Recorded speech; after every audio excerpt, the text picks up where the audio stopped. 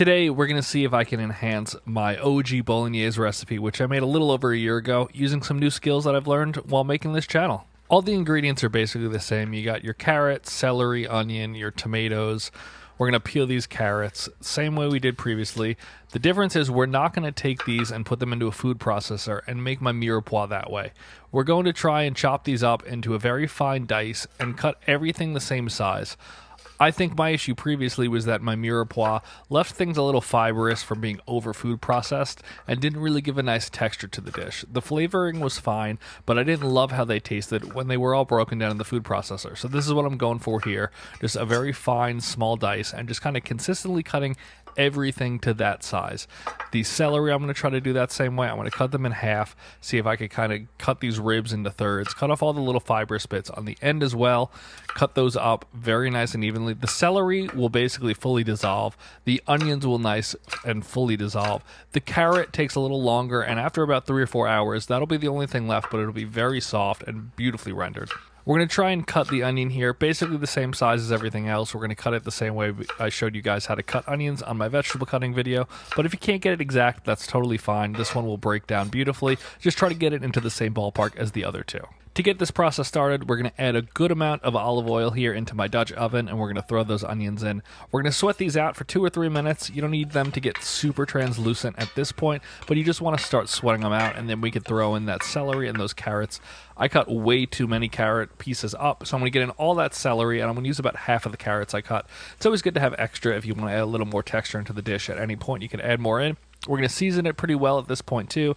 Build up those seasoning bits over the course of the 3 or 4 stages that this dish takes, but now just mix those up and really let them start to come together. Aside from cutting the veggies differently, the meat is one of the main ways we're going to elevate this. This is a brisket and chuck mix, 75-25% fat, and then some real nice sweet Italian sausage, as opposed to how I was previously doing it with just a meatloaf mix that was ground beef, ground pork, and ground veal.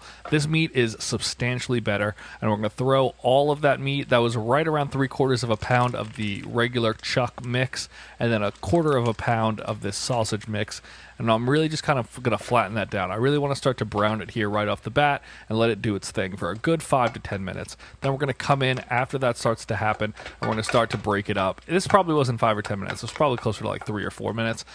All in all, it's going to take about 5 to 10 minutes, but now really break it up, move it around. You want to make sure all that meat is nice and fully cooked before you start to incorporate the rest. That's right where I'm totally fine with it.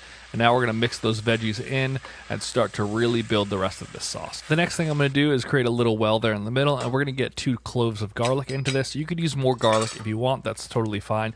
I just don't really like to overwhelm this dish with garlic.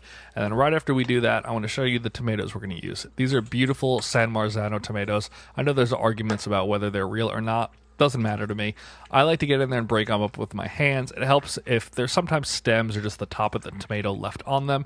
Doing it this way, you could really kind of feel that. But try to get just kind of like a nice homogeneous but thick mix.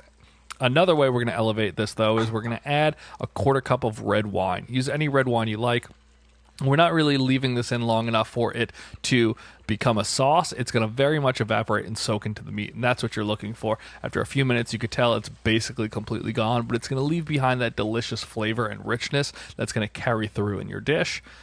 To elevate that further, we're going to always add tomato paste, but we're going to cook this down longer than usual. I'm going to get it in there. I'm going to really let it kind of caramelize on the bottom of the pan. Mix in with the meat, though, not by itself, but you can see it starts to develop this really rich golden color, and that's what we're looking for. Once you're confident that your tomato paste has really cooked out and become beautiful, you can see it's turned nice and kind of golden there. We're going to add those tomatoes in. I'm going to add them little by little. I don't want to overwhelm this dish with too much tomato. If you add too much tomato sauce, I think you're not really hitting the mark on bolognese. We're going to add about 1/4 cup of water too. That kind of rinses out the can.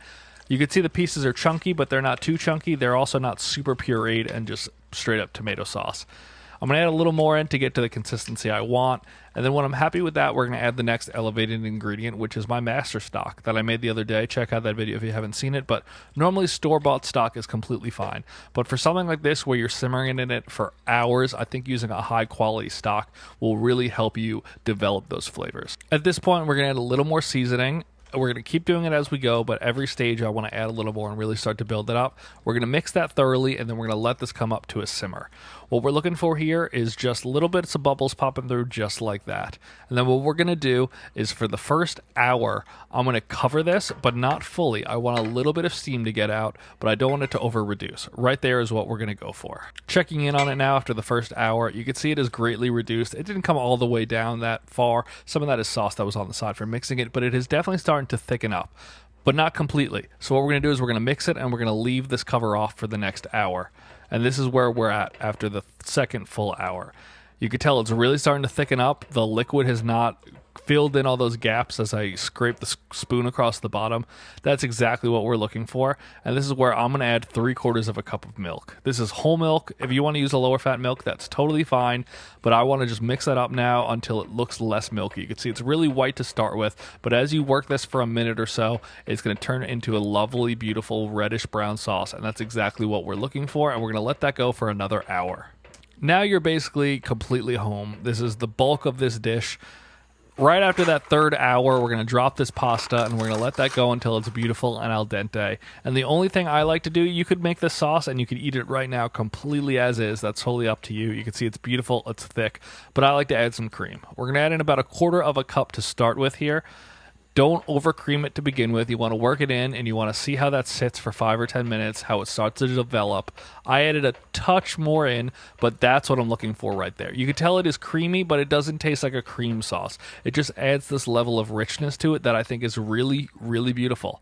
And now to start making that pasta, I like to add a little bit of butter in right at the end. I think the butter coating helps the sauce stick, which is really important to me.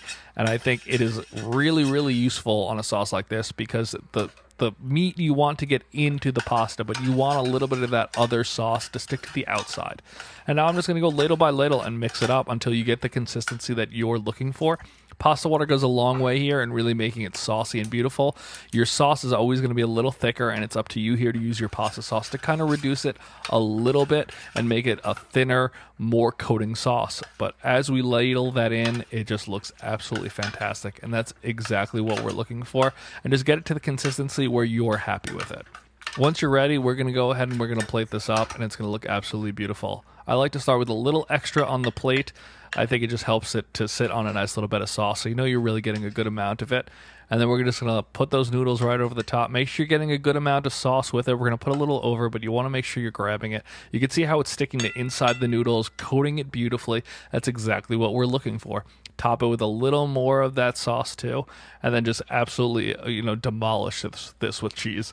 Cheese goes a long way in this process, and a good cheese at this point, because I don't really add anything to the sauce itself. I like to let it speak for itself, but look at how beautiful that is.